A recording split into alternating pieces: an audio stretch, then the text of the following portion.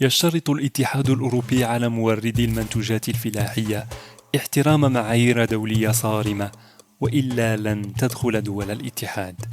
وليس للمغرب إلا أن يخضع المنتوجات لمراقبة دقيقة في محطات التعبئة، يحرص أصحابها على احترام فترات الأمان واستخدام أنواع مبيدات مرخصة بالكميات المسموح بها.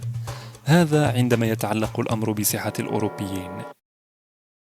في الجهة المقابلة، تستخدم في المغرب مبيدات حشرية محظورة دوليا، كما تستخدم مبيدات منتهية الصلاحية تدخل عن طريق التهريب من بلدان آسيوية وأوروبية.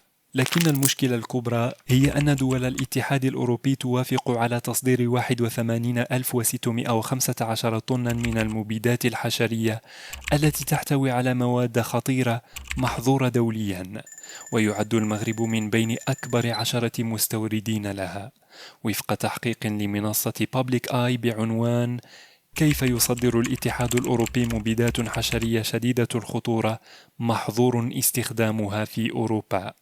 تعتبر المملكة ثاني الوجهات الرئيسية لمبيد ثنائي كلوروبروبين من الاتحاد الأوروبي رغم حظره بأوروبا عام 2007. غالبا ما يتم خلطه مع نوع آخر هو كلوروبيكرين، والذي تم تصنيعه كسلاح كيميائي خلال الحرب العالمية الأولى حسب Public Eye.